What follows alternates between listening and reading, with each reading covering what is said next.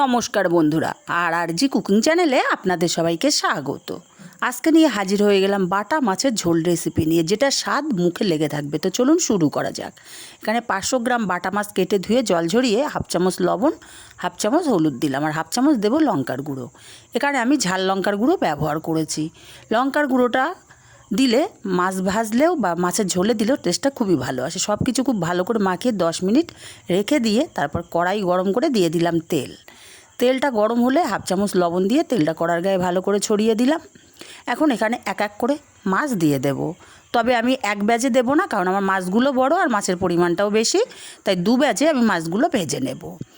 এখানে আমি প্রথমে 5টা মাছ দিয়ে দিলাম। মাছগুলো এপিট ওপিট উল্টে পাল্টে একটু শক্ত করে ভেজে নেব। আমাদের একটু বাড়িতে কড়া মাছ ভাজা খেতে ভালোবাসে, তাই মাছগুলো একটু কড়া করে আমি ভেজে নিচ্ছি। মাছগুলো বেশ কড়া করে ভাজা হয়ে গেছে। এখন মাছগুলোকে উঠিয়ে নেব, আর মাছগুলো উঠিয়ে নিয়ে বাকি মাছগুলো আমি এখানে দিয়ে দেব। আমার 500 গ্রাম মাছ 9 পিস হয়েছে। বাকি মাছগুলোও দিয়ে দিলাম উল্টে পাল্টে। বাকি মাছগুলো ভেজে উঠিয়ে নিলাম। আর এই তেলের মধ্যে দিয়ে দেব লম্বা টুকরো করে কেটে রাখা আলু। আলুগুলোকে দিয়ে নাড়াচাড়া করে বেশ লাল লাল করে আলুগুলো ভেজে নেব। আলুগুলো ভাজা হতে হতে মশলা করে নেব। মিক্সচার জারের মধ্যে দিয়ে দেব মিডিয়াম সাইজের একটা পেঁয়াজ, হাফ ইঞ্চি পরিমাণে আদা, ঝাল অনুযায়ী কাঁচা লঙ্কা, আর দেব বড় সাইজের 2টো টমেটো। আমি টমেটোর পরিমাণটা এখানে বেশি ব্যবহার করেছি। জল ছাড়া মশলাটা মিহি করে পেস্ট রেডি করে নিয়েছি। আর এদিকে আলুগুলো বেশ লাল লাল করে ভাজা হয়ে গেছে। এখন আলুগুলোকে আমি তেল ঝরিয়ে উঠিয়ে নেব। আলুগুলো উঠিয়ে নিয়ে এই তেলেই আমি রান্নাটা করব।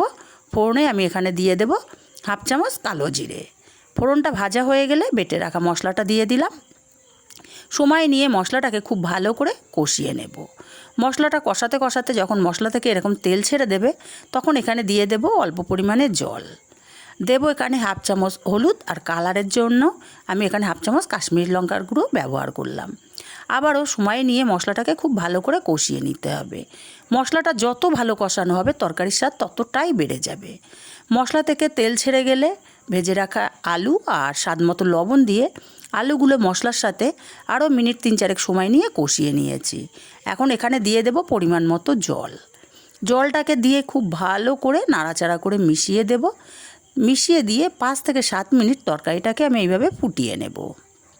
7 মিনিট পর দেখে নেব নাড়াচাড়া করে আলুগুলো সেদ্ধ হলো কেমন। আলুটা খুব সুন্দর মতো এখানে সেদ্ধ হয়ে গেছে। এখন ভেজে রাখা মাছগুলো আমি এক এক করে এখানে দিয়ে দেব। আর মাছগুলোকে দিয়ে এইভাবে আমি মিনিট 5 আবারও ফুটিয়ে নেব। 5 মিনিট ফুটিয়ে নেওয়ার পর হাফ চামচ ভাজা জিরের গুঁড়ো দিয়ে দিলাম।